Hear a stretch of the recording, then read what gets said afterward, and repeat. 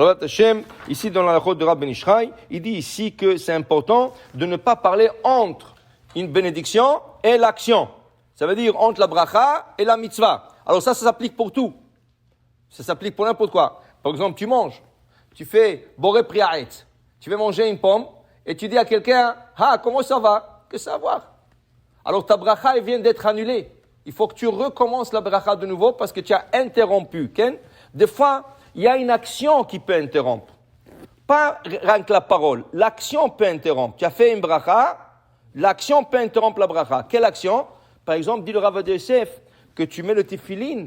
Quand tu mets tes téphilin, Ken, tu n'as pas le droit, quand tu sors le téphilin de la tête, de les embrasser. Rien qu'embrasser le téphilin de la tête, c'est une interruption. Ça n'a rien à voir avec la pause, qui est téphilin chez Liad et téphilin chez Roche. Tu vas embrasser le téphilin chez Roche après que tu les as posés. Mais pas entre le Yad chez Roche, parce que la bracha que nous faisons, le séfarade, sur le téphilin de la main, inclut celle de la tête. Donc, il n'y a aucune interruption qui doit être.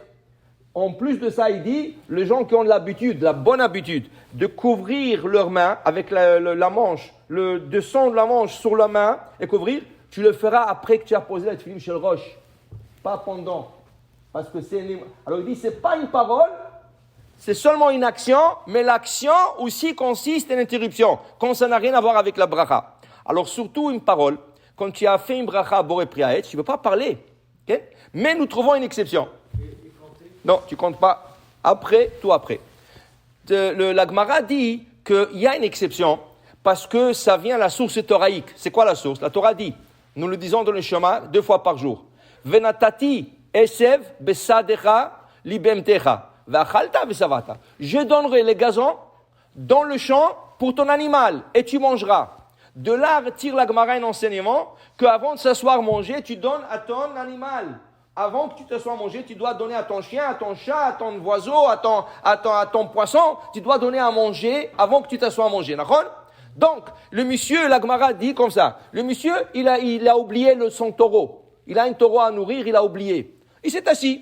Il s'est lavé les mains. Il a fait un Netilat Yadayim. Il a fait même le moti. Du coup, avant de goûter, il se rappelle de son taureau qu'il ne lui a pas donné à manger. La Gemara dit, tu as le droit de parler parce que tu n'avais pas le droit de s'asseoir.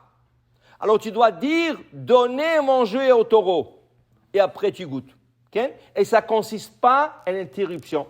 Ça fait partie du moti. Ça fait partie du moti parce que tu n'avais pas le droit de faire le moti avant de donner à ton taureau. Okay? Tu arrives à table, plus pratique, tu arrives à table, il n'y a pas le sel. Okay? On a expliqué le cours dernier que c'est important d'avoir le sel à table. Okay? Alors tu dis, le sel ou sel, okay? Tu dois minimiser. Tu pas parce que tu peux parler, tu peux pas commencer une conversation. Alors au lieu de dire, s'il vous plaît, emmenez le sel, tu vas dire 6 mots. Pourquoi? Sel, okay? Nous fait avec la main un signe comme ça, et ils vont t'emmener le sel ou le couteau. Okay? Mais il y a des choses que tu peux parler parce qu'ils ont à voir avec la bracha du moti. Ici, le Rabbi Ishraï dit, mais qu'est-ce qui arrive si quelqu'un a parlé après le moti? Et ce monsieur, il a quitte des autres. Alors, Shabbat. Alors, tu as 10 personnes à table. Lui, il a fait le moti. Et maintenant, il y a quelqu'un qui a parlé. Dit le Rabbi Ishraï, ça dépend qui a parlé. Im sachabotsea. Si c'est lui qui a fait la bracha à moti, il a acquitté tout le monde et il a parlé lui. Alors, on dit, lui, il doit répéter moti, mais eux, ils n'ont pas besoin. Lui qui a parlé et qui a acquitté tout le monde, il doit répéter la bracha d'un moti. Mais eux qui ont écouté, mais ils n'ont pas parlé, alors ils n'ont pas besoin de répéter un moti.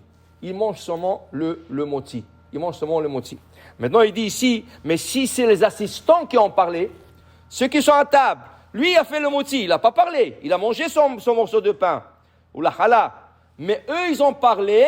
Il dit ici, yesh machloket, ken, yesh plukta baze, vesafek berachot leakel, velachen yareru abracha bilvavam veyochlu.